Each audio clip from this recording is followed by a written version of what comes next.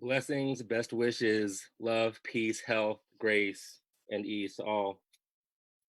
Good afternoon to everyone in this time of trial, tribulation, and transition. A time where healthcare workers and other workers deemed essential are demonstrating tremendous courage and bravery while serving the needs of those battling the effects of COVID-19 and providing services to keep us fed, connected, and safe. We honor their service and sacrifice and will continue to fight for them. A time where millions of people are experiencing extreme economic, psychological, and spiritual dislocation and desperate for help and hope. A time where a pathogenic pandemic has exposed and exacerbated deep systemic inequity in our economic and healthcare systems that many of us already knew existed for years. A time where the President of the United States has mentioned the numbers of the stock market more often than the tens of thousands of American citizens that have passed away, a truly disgraceful reflection of his lethal narcissism and moral destitution. At a time which requires sobriety and focus, he and his administration are drunk on lies and delusion and more concerned about blame than leadership. Let me be clear. We know that the packages that have been discussed ad interim are not sufficient to meet the desperate needs of the American people, but that's through no fault of the Democratic caucus. Republicans are more concerned about their donors and callous ideological inclinations than the needs of their constituents and the nation at large. Yet, despite this colossal failure of Republican leadership, many of us are coming together, and that is the spirit of this call today. We have come here today to do a bit of vision casting, to call for bold solutions and policy prescriptions that not only meet the audacious needs of the present moment, but set us on a path toward healing the tremendous pain that people are feeling on all levels. We have on the call today my beautiful and dear siblings in this beautiful struggle, people with whom I've stood shoulder to shoulder with in battles past, and am proud to stand so again in this moment. We have on the call Congresswoman Pramila Jayapal and Congressman Mark Pocan, co-chairs of the Congressional Progressive Caucus, Congresswoman Ayanna Pressley, Congresswoman Alexandria Ocasio-Cortez, Congresswoman Rashida Tlaib, Congresswoman Ilhan Omar, and Leah Greenberg of Indivisible Co-Executive Director, Lorella Praeli, President of Community Change Action, and Gresa Martinez Rosas, DACA recipient and Deputy Executive Director of United We Dream. In terms of brief housekeeping for reporters on the line, to have your question asked when there's time for that, and we'll have that at the end of remarks, click the raise hand function on Zoom, and you will be placed in the queue. Keep questions as terse as possible so we can get to all that we can. So without further delay, it is my honor now to introduce Congresswoman Pramila Jayapal, co-chair of the Congressional Progressive Caucus. Congresswoman, the floor is yours. Thank you so much, Reggie, and thank you to Move On and all of the groups that are on the call, as well as the incredible speakers, my colleagues, and others, leaders of major organizations that have come together at this critical time. Reggie, you mentioned it. This is a devastating time for millions of people across the country. I know that my own constituents are going on their third month without a paycheck because the first case in the United States was diagnosed on January 21st right here in Washington state. The vast majority of people have still not received any relief, and bills are piling up. They're worried about illness hitting someone in the family, and some are still going to work despite the fact that there isn't testing at many warehouses and places where people are being told their work is essential. Many of my constituents are going to lose their health insurance if they haven't already, as they lost their jobs. More than 40,000 Americans have died, and 22 million Americans have filed for unemployment in just the past month. This is all layered on top of a society that we were all working to change, and the Progressive Caucus has been at the forefront of those efforts. An unequal and inequitable society where 60% of Americans did not even have $400 in their bank account.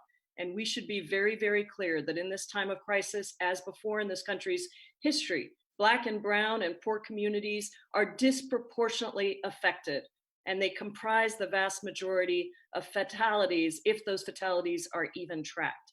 So if we're going to climb out of this crisis, we need bold solutions that match the scale of the crisis we're facing today. This is unlike anything we have faced in decades. And if we are going to beat the virus, we need to keep people home and expand testing.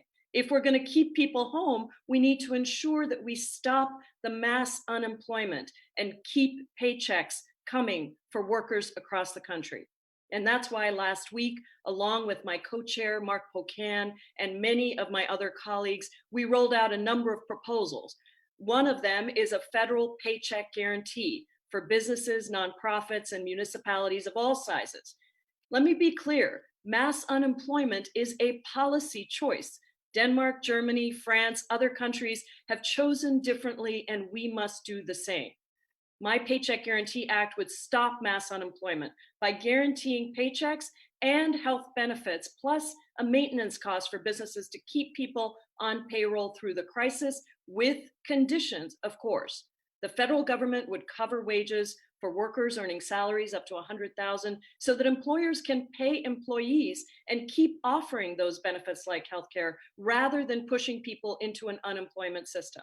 Instead of using a network of banks that have a history of exacerbating problems, particularly in communities of color, we would instead use Treasury and IRS to get money straight to businesses. And we would use previously filed tax filings so you wouldn't need to file additional paperwork.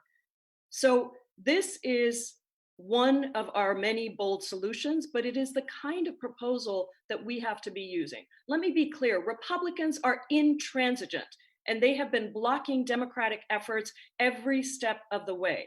But what we have to remember, and what this call is showing, is that the people are with us, regardless of party. And we have to push to make any deal that we put forward directly address the many needs of real people and businesses.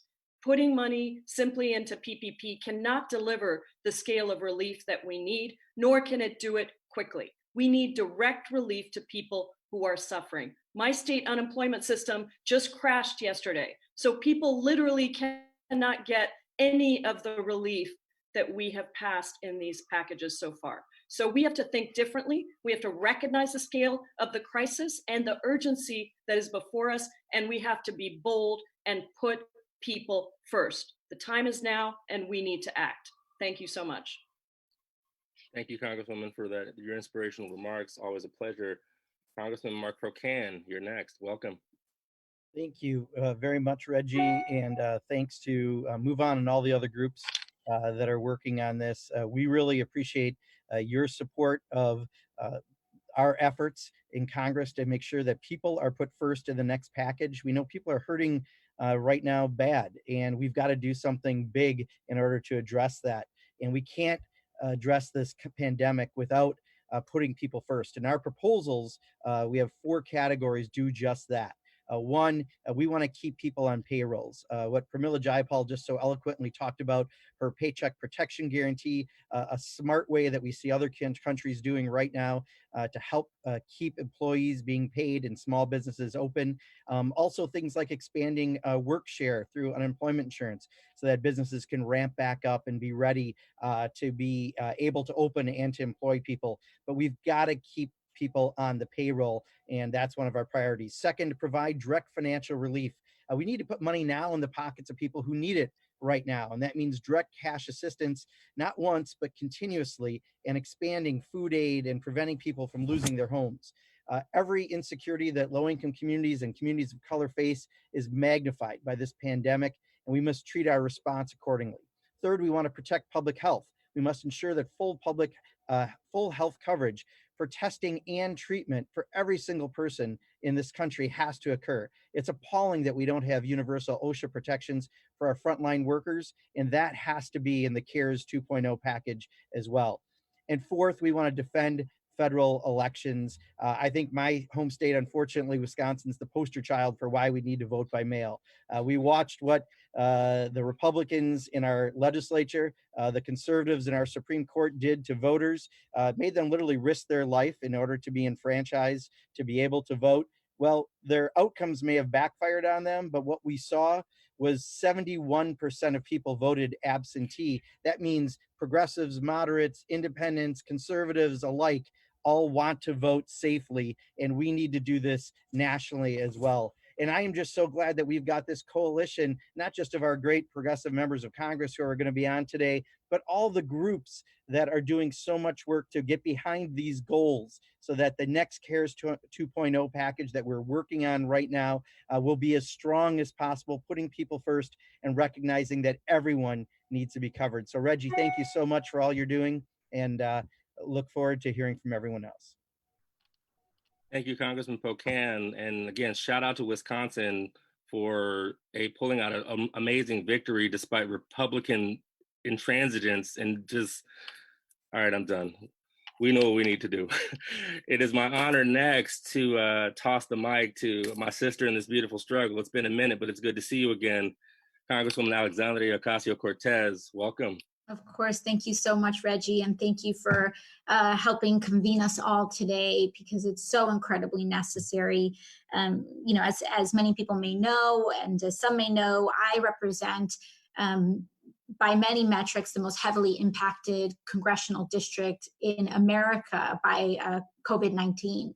And I just want to reiterate how important it is that we get health coverage, that we get recurring larger payments, $2,000 per family plus $1,000 per child every month recurring for these families, and to also make sure that we are including immigrants and our immigrant brothers and sisters and neighbors in these bills. You know, the most heavily impacted district and the most heavily impacted zip code in the country is also in my district, and it's heavily immigrant, overwhelmingly people of color. And as we've long been saying, that these inequities are a pre-existing condition. Not having access to healthcare is why people are dying. Not making, having pre-existing conditions because they have confronted the asthma and the elevated lead levels that come from environmental racism and concentrated pollution in communities of color and working class communities is why people are dying. It is the compounding effects and the comorbidities that are leading to the surge of deaths in our communities by COVID-19. But that being said, when we talk about the solutions that Congress needs to have moving forward, I just think it's important for us to say that incrementalism is not helpful in this moment. It's not helpful for people to say, oh, well, we got something, so we might as well support it. You know, we got a nickel, we got a dime in $1 trillion bill, so a nickel is more than nothing, so we should support it, is unacceptable. Not in my community. A nickel doesn't help. It's like putting a Band-Aid on an enormous wound. It's not going to help us. And the thing is that I would be amenable to accepting this kind of logic if Congress actually was in session and convening. But if you're going to say, and if we're going to say that this new bill is going to give us $5 and then Congress is going to peace out for another month-long recess, I'm here to say that that's not going to help our communities. And we have to make sure that we demand meaningful change and meaningful assistance for working families. That means $2,000 a month plus $1,000 for your kids recurring. That means everyone who needs to go to a hospital can go to a hospital without their last words before being intubated being, how much is this going to cost me, which is what is happening in our district. Their last words about words being uttered about people being worried about the financial position that they're putting their family in because they contracted a virus that they have no control over contracting. And then lastly, we have to make sure that all people in this country are successfully being covered so that that can enable the public health provisions that are necessary. Because this isn't about who's an immigrant and who's a citizen and who's a legal resident. Coronavirus doesn't care about your status. Coronavirus doesn't ask you for your papers. And if we need to keep people inside, to keep them alive, then we need to give people the economic ability to do so. And we need to be laser focused about that. We cannot roll over to this administration for that. And we cannot bow to the logic that a dime and that a crumb is better than nothing. We need to be able to play hardball so that working families can get meaningful support that they need. And with that, I hand it back to you, Reggie. Thank you, Sister AOC, for your impassioned activism. And I may not see you often, but know that you and your district are in my prayers, because one of the underreported facts of what's happening now is the disproportionate impact, not only on communities of color, but on New York City. And it's disgraceful that the president is treating his hometown with such disdain. So props to you, prayers for you. We stand with you. Thank you. Of course, thank you. Without further ado, I'd like to introduce my dear sister, Ilhan Omar. Thank you for joining. Tell us what you have to say. You're muted. As we speak, really, there are millions of Americans who are lying in hospital beds because of this crisis. And we know that we have a president and an administration that really doesn't understand the gravity of the crisis that we're in. As we speak, grocery store workers, warehouse workers, delivery drivers, and more are dying because of this crisis. And again, it could have been prevented, and we need a more, cohesive plan in dealing with the public health crisis, but also dealing with the economic crisis that we see right now.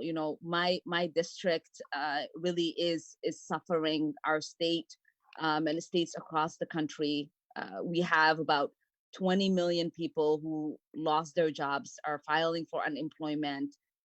Many of our departments who are supposed to help them in filing their unemployment are really struggling, and we're seeing systems shut down. And we have to really understand the gravity of what we're dealing with. So it's been really important to me to be laser focused in trying to, work around what this public health crisis means for us. How do we get the adequate protection for our frontline workers, and how do we get the adequate protection for people all around this country? But also thinking about how do we get people relief around the economic stress that the country is facing. Debt is piling up. There are so many people across the country who are already choosing to not pay their rent, who can't, and then there are those who actually cannot pay their rent. And so last week, we introduced the Debt and Mortgage Cancellation Act, which is our hope that it will hopefully be implemented. And our colleagues, I want to thank my progressive brothers and sisters for joining me in introducing that legislation.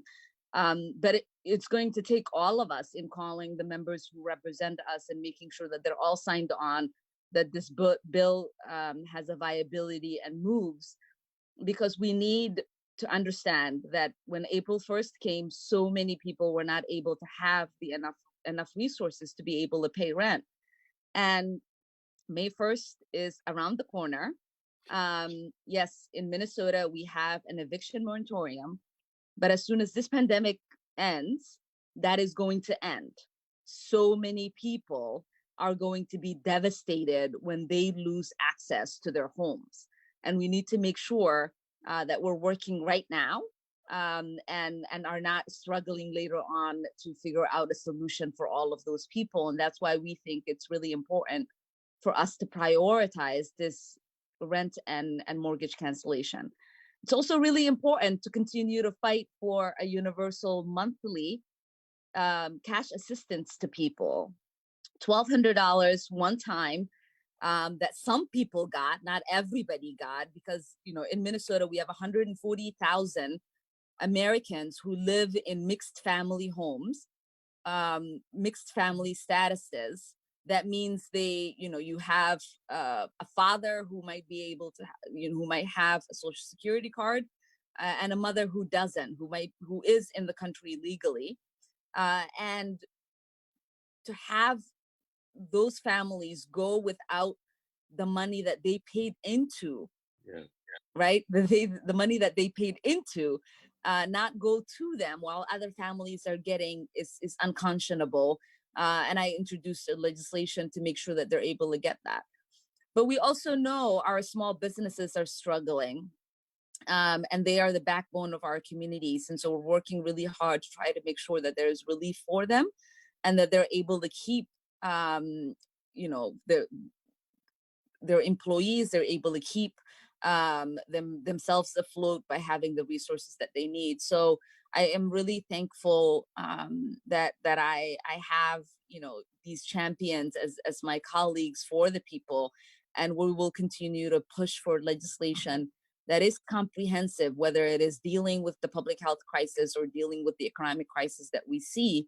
And it's important for us right now to remember that we are one country, and everybody in it needs to be saved, and everybody in it needs to be protected. And so when we fight for lives and livelihoods, that is for everyone. And so I just want to give Jayapal a shout out, because she recently introduced legislation that hopefully provides some protection and care for those who are in detention centers. And it's important for us to remember that our immigrant brothers and sisters, our undocumented folks, are still members of our community, and they need to be cared for as much as anyone else in our community is. This is a public health crisis, and that public health needs to be protected for everyone. So thank you all, and I look forward to working alongside you in pushing some of these changes. Thank you, Congresswoman Omar, and thank you for reminding us that COVID-19 and the coronavirus, it's not racist, it's not classist. Like, this is affecting all of us. And as such, the policies that we push forward need to impact all of us, especially who some might consider the least of us. So thank you for your tireless advocacy. Always good to see you and good to be with you in this fight. Blessings. And now it is my pleasure to introduce my other beautiful sister in this amazing struggle for all of us. Sister Ayanna Pressley, welcome. The floor is yours. Good morning, everyone. It is a gift to be in a virtual community with all of you, and I'm grateful for each and every one of you. And it's also a reminder just why the work that we were doing prior to this, why it was so important. You know, last week I was seeing some back and forth on social media about how we need more legislators, not activists, in the calls of Congress. And I couldn't disagree with that more. We all have to be activist leaders in this moment. You can have both, you should have both, and we would not be able to deliver anything to mitigate the hurt, to provide people with relief, if we were not being bold activists in this moment. Leader McConnell recently said that he's tired of the Democrats always trying to force their wish lists in the midst of this pandemic. And, you know, each of us on this phone and in the CPC are unapologetic in our wishes. And I associate myself with all the comments that have already been said, that we need to be even more unapologetic, even more emboldened in this moment. This is not the time to be incremental. And I don't think, and I know none of you think, that it is too big of a wish to want to center the humanity and the dignity and the very preservation of life for every individual, every family, and every worker. And so I associate myself with all the truth telling and the impassioned comments on this call.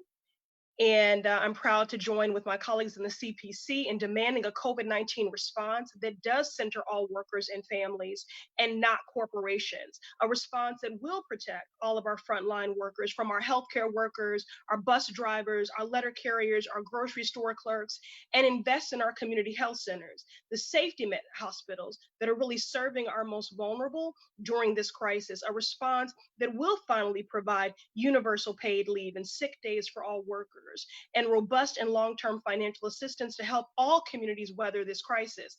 The virus does not discriminate by race, income, or immigration status, and neither should our relief efforts. This hurt is unprecedented. It is being felt by everyone, and the relief should be felt by everyone. And last but certainly not least, we need a response that will set a foundation for a just long-term economic recovery for all. And that includes student debt cancellation for the 45 million crushed by the $1.6 trillion student debt crisis, In the district that I represent, there's 855,000 federal borrowers. We need to lessen that burden.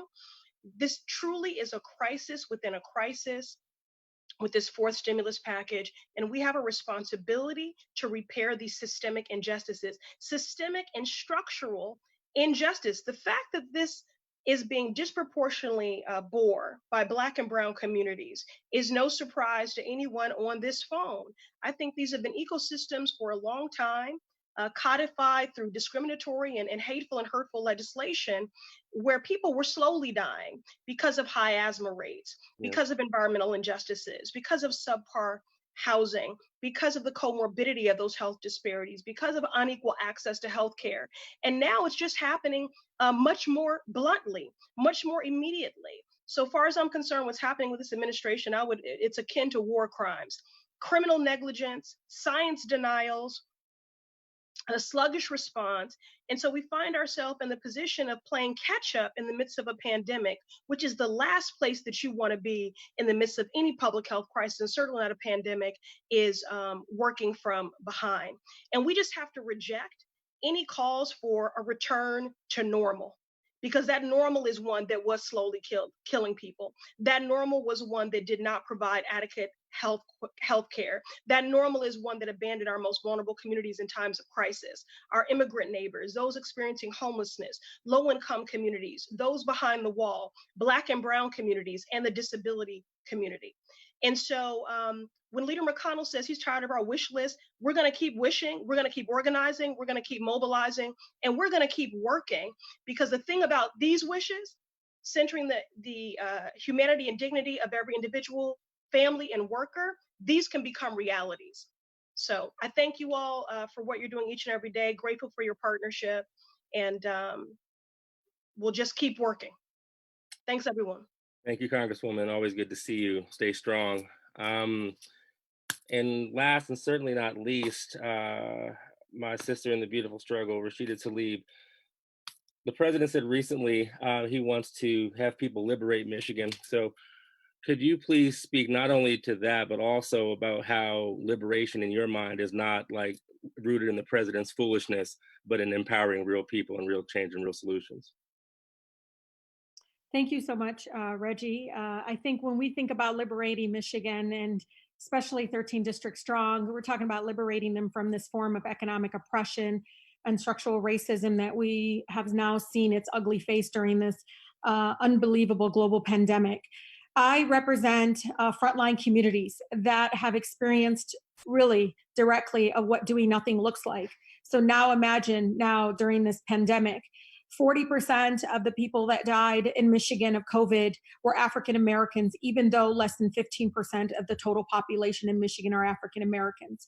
I do want to uplift Sonia Renee Taylor, who said before wasn't normal. I think Sister Ayanna was talking about that, somehow society, whatever it was, normalized greed, normalized oppression, normalized so much of the pain that we're all seeing so many of our residents experience. So we all know, and we're advocates on the ground, we know that our neighbors have been in survivor mode before because of the broken systems. I don't care if it was immigration, economics, environmental racism, all of it was these broken systems that people made money off of. And we just cannot allow us to lose leverage at this point to uplift those stories right now of what is happening with our broken healthcare system and everything. So I want you all to know this is our moment to really organize on the ground, to expose sick care even more than it ever has been. I mean, if you don't see these hospitals in my district are just closing down, one hospital closed down recently. Why? Because they had shareholders to respond to. They're not really nonprofits, right? And so we really need to show how the corporate greed in our country is the disease alongside what's happening with coronavirus in our nation.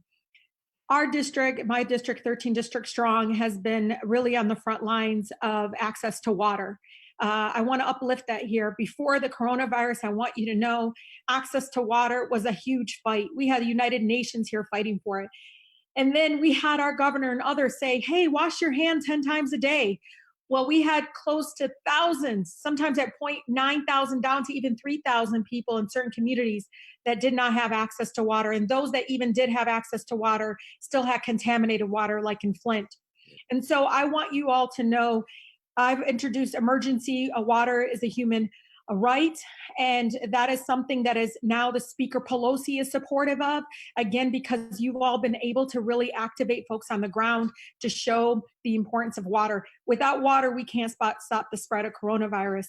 And we can do something about it now. Many of my colleagues thank them for me. Please, these are my sisters, my brother, Mark Pocan, in the struggle of really exposing these broken systems. And emergency water is a human right. We've had 80 members of Congress fully supportive of this effort to, again, having a permanent fix, y'all, a permanent fix to access to water. Why?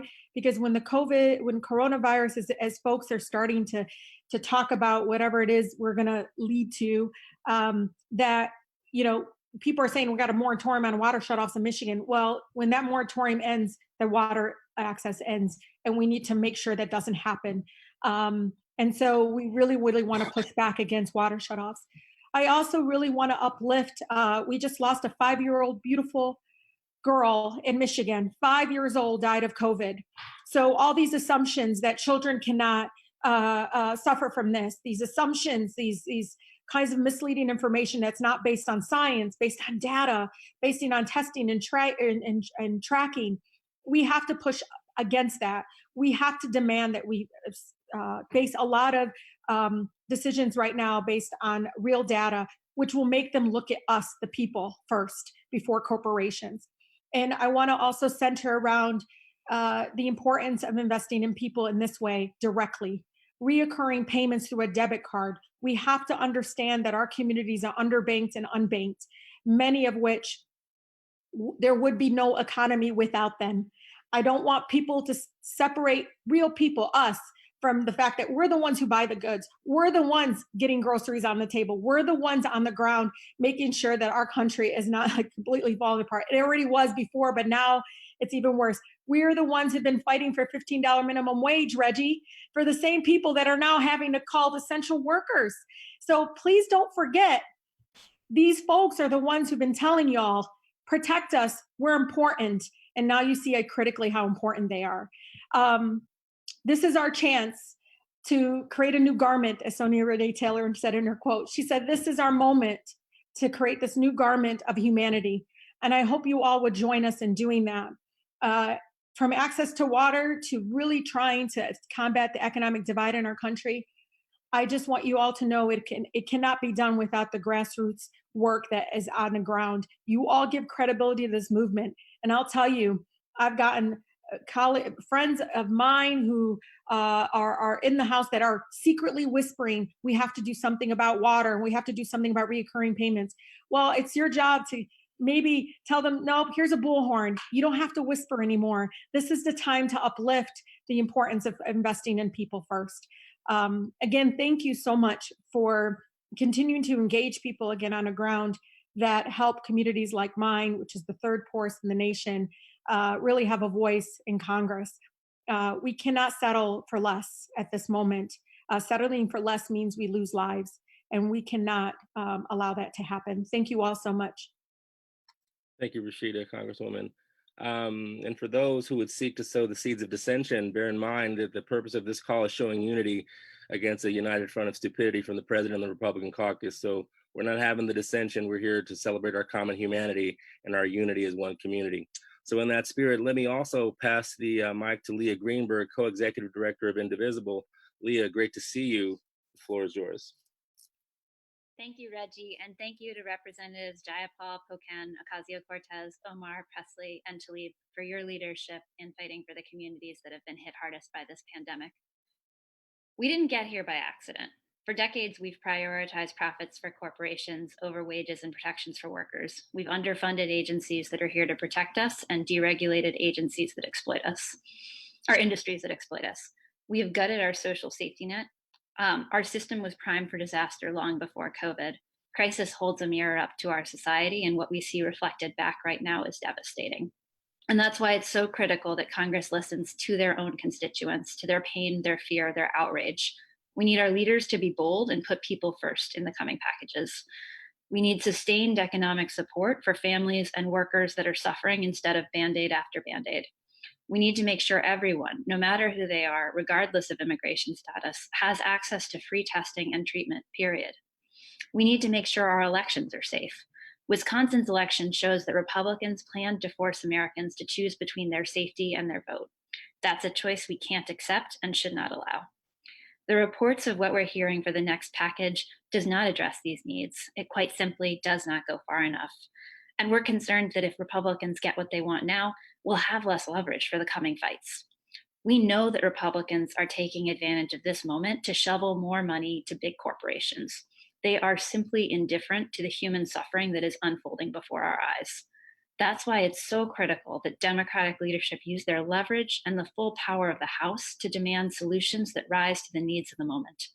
This is why we as a movement and progressives across the country work to flip the House.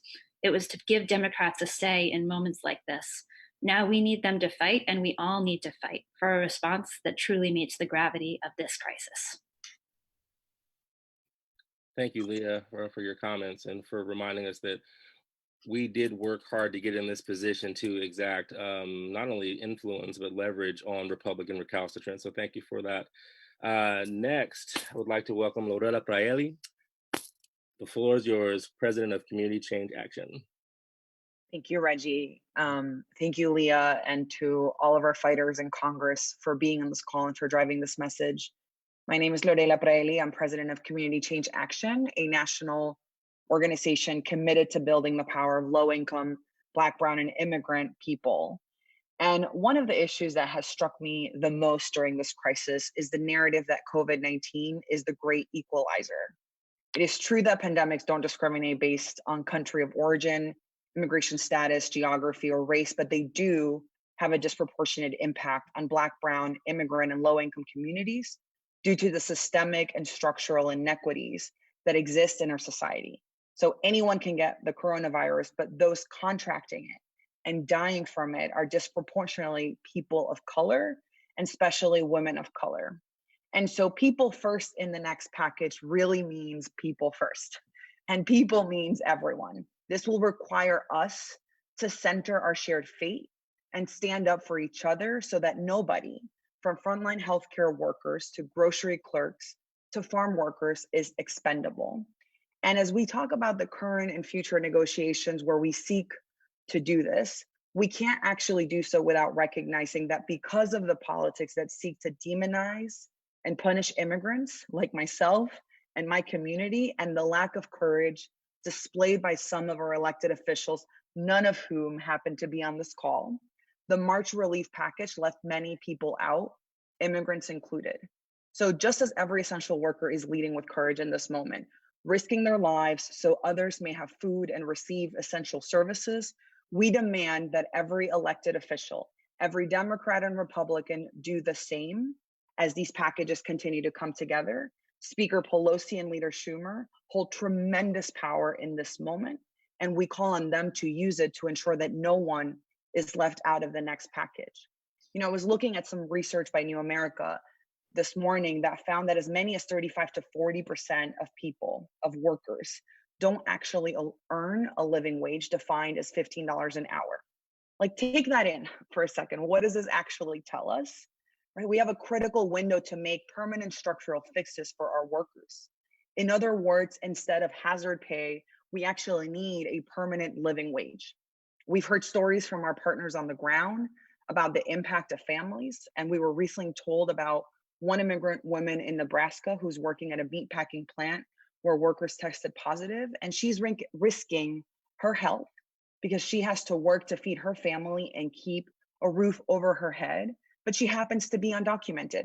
So she's not eligible for the resources that are helping others make ends meet in this moment and stay healthy and safe. And so, you know, in order to support so many millions of people like her, the federal action that our electeds drive, pressured by and guided by our organizing and this opportunity that we have to call on them to go further so that everyone is included. And so we join the fighters on this call in the belief that this is a moment to advance a bold an inclusive and a caring agenda to support the full inclusion, to keep people on payrolls, provide financial relief, protect public health, and defend our elections and ultimately our democracy. Thank you, Reggie. Thank you, Lorella, for your words. Without further ado, so we can get to the press questions, because this is a press call after all. My sister Gracia Martinez Rosas, DACA recipient and co-executive director of United We Dream. Share your wisdom with us, please. Hey, Reggie, and hi, everyone. My name is Gracia Martinez Rosas. I am undocumented, unafraid, and here to stay. I also serve as the Deputy Executive Director of United We Dream. Thank you all for all of you that are on the call. I'm grateful to represent undocumented immigrant young people and families who were wholly neglected by this Congress's response to COVID-19 pandemic. Immigrant workers, the majority whom are women, have always been essential workers in keeping our communities going. And now, in the face of COVID-19, they are keeping our country moving, they are keeping our country fed, and they are keeping people safe and healthy. They are putting people first right now. Yet those same people are the people who are cooking the food. They're not eating this moment. They're not able to be able to purchase the food that we're eating right now. So they don't have access to healthcare. They don't have access to free COVID testing. And a lot of them and a lot of us did not receive any of the stimulus check from the last package. We also know that COVID-19 is disproportionately impacting Black and Brown communities. In cities like Queens, Detroit, and Chicago, hospitals have become overrun and thousands of immigrants have gotten sick and died. We know why this is happening, because institutions discriminate against people of color, against immigrants, against workers. This is happening because Trump and Republicans in Congress chose corporations over people. We should all be outraged in seeing essential workers treated like they're dispensable. Every single relief package discussed in Congress must include healthcare and financial assistance for immigrants and communities in need right now. People are getting sick and our people are dying. Our immigration status should not be a condemnation to sickness or hunger or death. Congress shouldn't be delaying our response to vulnerable communities, and it must be priority number one to include undocumented immigrants in any response. This pandemic is making clear now more than ever that our health and well-being is interconnected to the health and well-being of our neighbors. This is a moment of crisis that calls for all of us to together defeat and survive this pandemic. And let me tell you this, we have come too far. We have organized too many people, and we will not turn around and demanding the things and the basic human needs that immigrants and undocumented people in this country need and demand. And together, we will fight to keep people first. Thank you. Gracia, thank you for your words, and thank you for everyone for your comments and for your bold leadership in this moment and prior to now, but especially so now in a time when so many people need our unapologetic and forceful insistence that the systems and the structures change, when in fact they've never worked for any of us, or for many of us, I should say. They've worked, if you're rich, male, and white, sure, that's your jam, but like for the rest of us, not so much. We now would like to open the floor for questions. Unfortunately, Reps Pressley and Omar had to go, but Jayapal, Ocasio-Cortez, Tlaib, and Pocan are still here. So Brad, what's the first question? We'll start with the members, and then if any of the directors want to speak, they can after the members answer the questions. First up, we have David Dayan. David, can you hear us? First, introduce yourself and then your question. Yes, hi, David Dayan from the American Prospect. How are you? There was an announcement or an emerging announcement today on an interim bill that's going to be voted on, it seems, this week, that includes pretty much none of the priorities that you have been discussing on this call. I want to know what the position of the members are on this legislation that extends some existing programs. And if this isn't a time for incrementalism, what is going to be done on this bill that seemingly gives away some leverage from Republican priorities without getting any of the things that you've been talking about? We'll start with the co-chairs, and then we'll go after them. Yeah, so I'm happy to take a crack at that. We don't know what's in the package yet. We only know what's been reported, but I think what you're hearing from all of us on the call is that we have real concerns about giving away leverage now without getting some of the priorities that we need. And I want to be clear again that if this were up to Democrats, it would be a very different package. But I think that we have to recognize the urgency of the moment, the scale of the crisis, and we cannot just give away the things that Republicans want most when we know that they're not going to fix the problem that is in front of us. And so I think we want to wait. I'll speak for myself. I want to wait to see what's exactly in the package, but we have a couple of days to continue to try to influence the direction that we take. And I hope that we can push hard, both in this interim package and in the next CARES 2 package, to recognize that we just have not gotten relief to people. It has not happened. And people are still dying. They are still without paychecks. And everything we do, I think it was Alexandria that said, we have to be laser focused. Everything we do has to think about whether it is delivering that kind of real, substantial relief.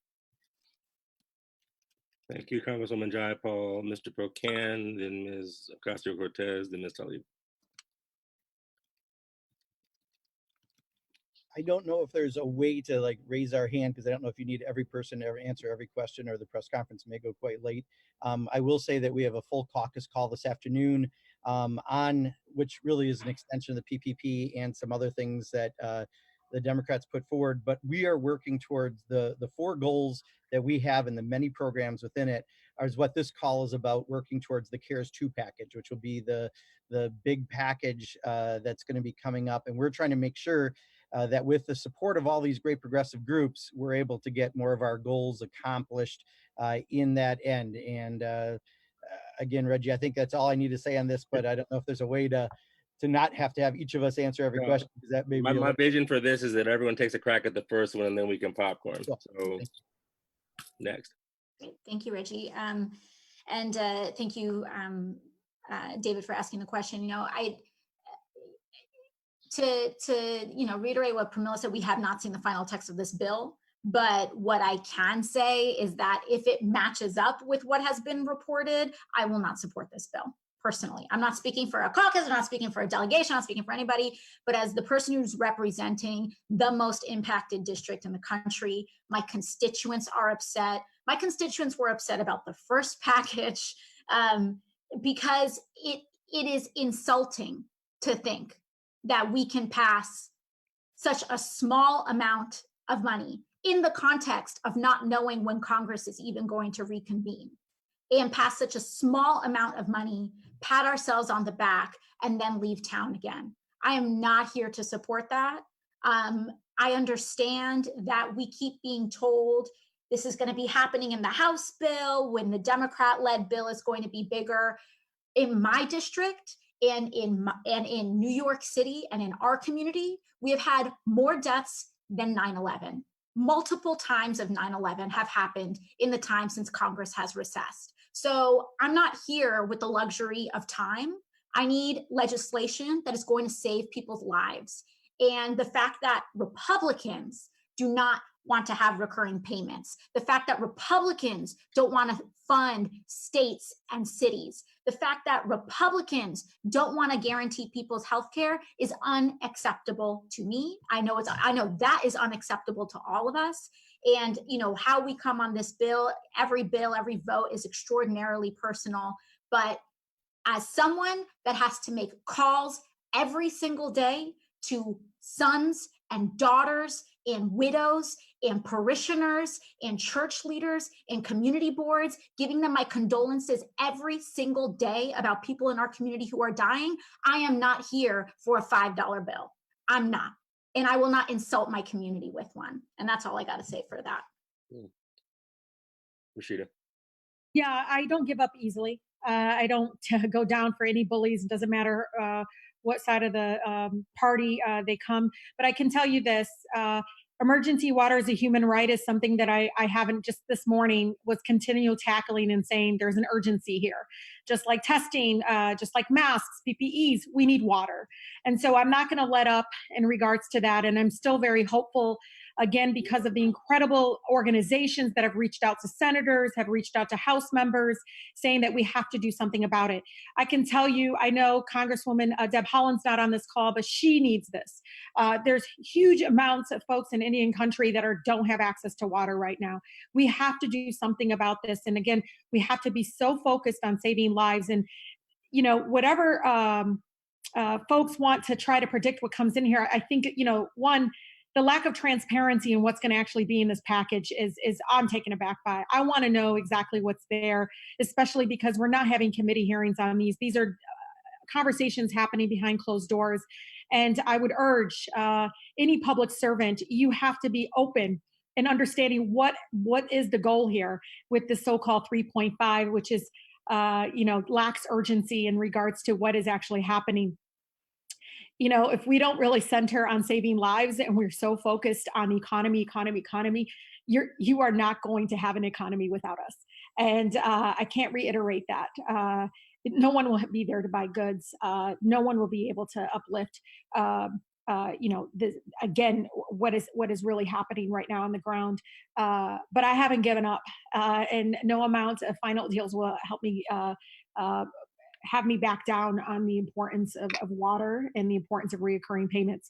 So that's my answer. I again want you all the advocates on this call, you know, get out there and can keep pushing. One person, a senator from Kentucky, cannot control the rest of the decisions for this country, and we have to make sure that we're louder than he is. Thank you, Rashida. Brad, we'll take the next question, and then we'll go one member, one leader. Okay, we're gonna go with Aida Chavez from The Intercept. Can you hear us? Yep. Hi, guys. Go ahead. Go for Yeah, it. can you hear me? Yep, we can hear you. Okay, great. So thanks for holding this call. My question is, are there any plans to block this next phase of the stimulus? Let's go with Pramila, since that's a member question. Let's go with Pramila on that. Yeah, I mean, we haven't had a Progressive Caucus call. I think what you are hearing is the level of concern with what has been proposed, the level of what we know and don't know. Frankly, we're getting a lot of news from the press before hearing it directly. So we do have, as my co-chair said, a full caucus call this afternoon, or this afternoon my time, I guess evening New York time. And we will see what is in there before we make any decisions. But I think what you're hearing is just the level of concern that exists. Brad, we'll take the next question. All right, we're going to go with Daniel Marins from Huffington Post. Can you hear us? Go ahead. Yep, can you hear me? Sure can. Go for it. Okay, great. There's been a lot of talk on this call about recalcitrant Republicans, but Democrats do control the House. And the last stimulus bill, the Democratic Speaker of the House, Nancy Pelosi, forced a unanimous consent vote. So there was no yes or no voting on that actual bill. There hasn't been prompt action to create a system for remote voting that would allow for a roll call vote without all members being physically present. So I'm wondering, even if there is a plan to so much as vote no, let alone to block it, how that would occur without a system of remote voting, and what kind of pressure the progressive members of Congress on this call are applying to get that remote voting system or proxy voting system in place in time to affect this next bill. There's a number of member questions, so Mark and Alex. Sorry, I just had to unmute and move my place here. So let me answer it this way, because I think we're trying to focus on the priorities and the groups backing the priorities that we outlined and that you all have a copy of for the next big package. Right now, we've been told there will be surrogate voting is what they're working on, where every person will have a vote. So you can vote up or down, but it may not be with us all physically there. One of the things the Progressive Caucus is doing later this week is we're doing the first, I think, of any caucus or any committee live hearing on a few of the efforts that we're trying to get into the next bill. with some expert witnesses, with members of Congress asking questions, and the entire event is open to the public, trying to show that Congress can still work from afar, because right now we are still going to be afar for a while, especially with, I think, a May 15th date now in Washington, D.C. set forth by the mayor. So we're trying to push the boundaries of what else we can do. That's how we're doing the hearing this week. But I do believe we'll know more this afternoon after our call. So many of these questions are going to be moot. I would hope that you'd ask questions related to the priorities that we're trying to move forward, because that we can answer. But specifically to how we can vote and be recorded, we are being told that they're looking at this way of doing a proxy vote. Until later today, I won't know if it's going to be in place for this bill, but I'm assuming it might be. Take a moderator's privilege for 1 second. This is an unprecedented time, right? So like a lot of these systems are in flux. So we can't really hold judgment against something that's in flux, right? I mean, we can influence it and have it fit the needs of the times, but I mean, we can't hold judgment on something that's in a fluid situation. We can only influence that. Let's just go for the next question, please. I have Eliza Collins from the Wall Street Journal. Can you hear us? I've got you. Can you hear me? Go right ahead. Yes. Great. Thank you guys so much for having this call. I'm hoping you can broaden it out a bit beyond Congress. And I'm just wondering what you're looking for from Joe Biden and the Democratic Party related to this crisis. So let's take that to Leah. We're looking for leadership across the board that matches the scale of the crisis. That's what we're looking for in Congress, and that's what we're looking for from our Democratic leadership. Lorella? Thank you, Reggie. I'd just like to say one thing, which is I was alarmed and really disappointed by the Biden's ad this weekend that really focused on China. It had an undertone of xenophobia. And so what it's so important is that in this moment, we don't actually revert back to or take a page out of Trump's playbook to make a point. You can fact check the Trump administration and what they're doing right now without demonizing and trying to advance the message that the right and that Trump himself is pushing, especially if you are the presumptive Democratic nominee. Grace, you want to talk about that? Are you good? Yeah, I would echo Lorella's calls to ensure that all of our responses are connected to a broader vision of ensuring that people understand the interconnectedness of our issues, and that in the time when we're seeing even more attacks on Asian Americans all down the street, I think it's important for that to ensure that we're saving lives. The other piece is that we are calling all elected officials and undocumented people ourselves are jumping into calling for more protection. And so I wanted to share that United We Dream has not launched a national fund for undocumented people all across the country. You can go to nationalundocufund.org to get more information and ensure that while Congress is not meeting the needs of people right now, undocumented immigrants in our communities must be able to go into the table. Any member want to take that, or are you all good? Seeing nothing. Next question. All right, let's go to Susan Cornwell from Reuters. Is that correct, Susan? Right, thank you. Thank you. We can hear you.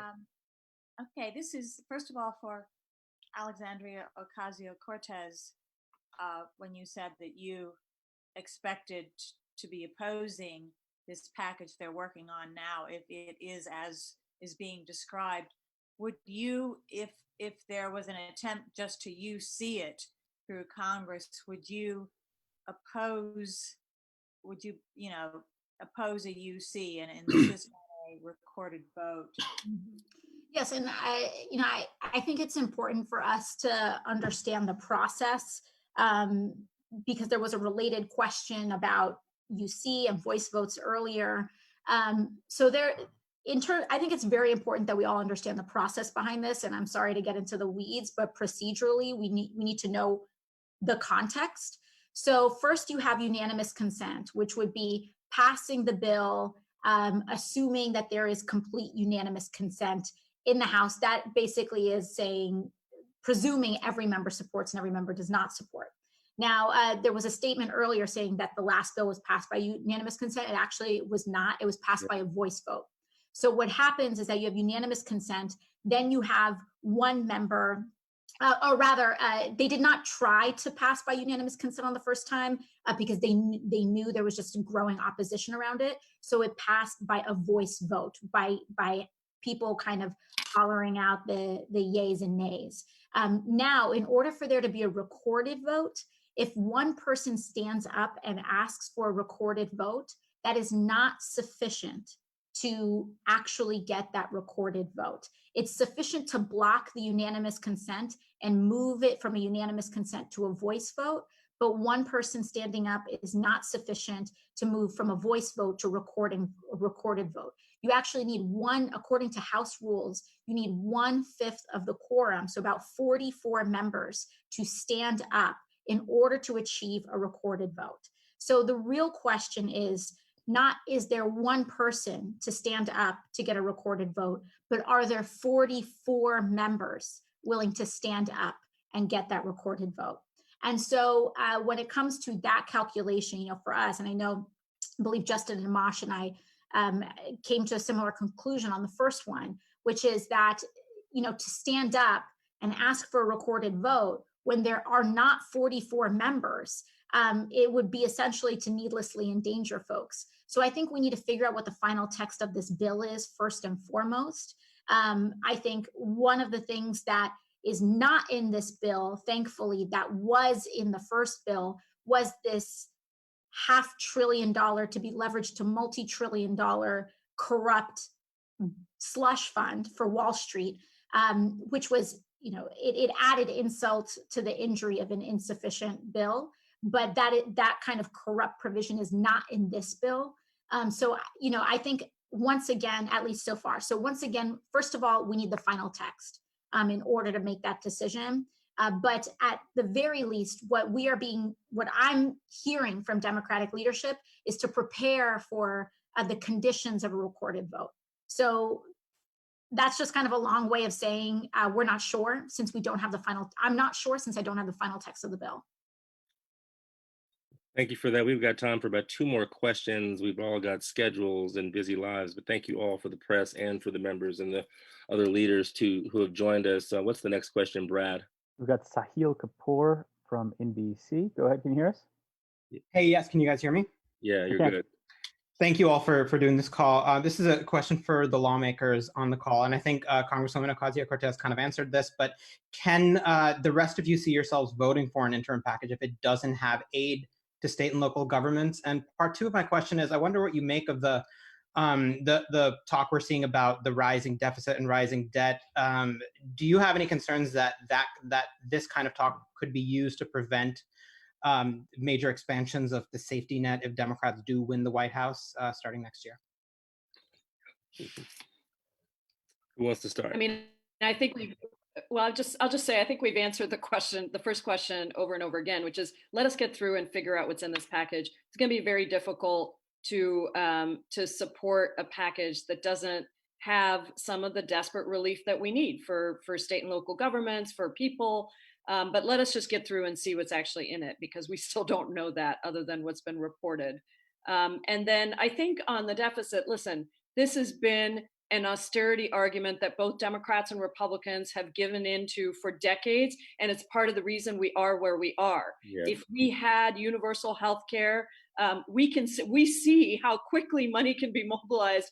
$450 billion that was in a slush fund for Mnuchin to put forward. So we know how quickly money can be mobilized when it goes to certain people. Why can't we mobilize that money to make sure that we have an equitable and fair and just system that provides universal health care for everyone? Because we should be really clear that the fact that people didn't have health care is exactly what put them at greatest risk of fatalities. That's why Black folks that Rashida talked about in Michigan and Wisconsin and Louisiana are dying at disproportionate rates. It's why in Alexandria Ocasio-Cortez's district, you are seeing immigrants suffer so dramatically. It's why people don't have any money to get through even a month of a crisis, much less 2 or 3 or 4. So when you have a system that has functioned on austerity politics and austerity economics, that is not what we need to do. And it's not about what the deficit is, it's about what we spend it on. Do we spend money where we need to spend money on lifting people out of poverty, on ensuring equity, on ensuring racial justice? Do we do that ahead of these problems that might come up? Because that is an investment versus spending money on $2 trillion of tax cuts for the wealthiest corporations to buy back stock. That is not an investment in making a more equitable future. Any other lawmaker want to take that? Yeah, I think, to reiterate what Pramila said, sorry, if all these folks are worried about the deficit, when a Democrat takes back the White House, let's roll back that $2 trillion tax cut. I'm down.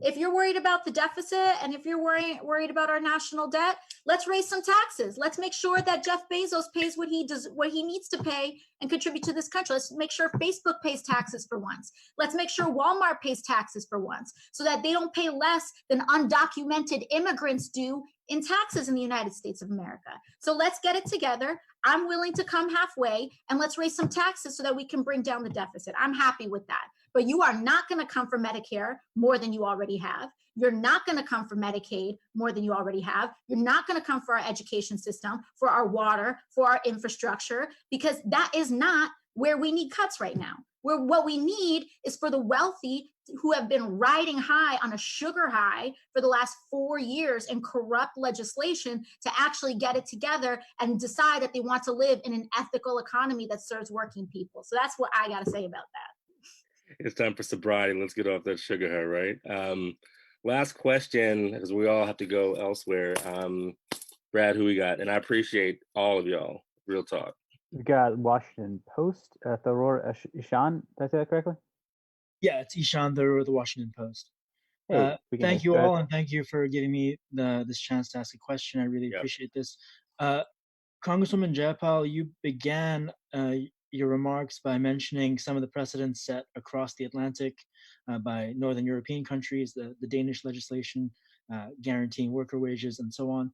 Are there any other precedents elsewhere that you guys are looking at right now that have been set in recent weeks? I know, for example, in Spain, the government there is working through a kind of guaranteed basic income proposal there.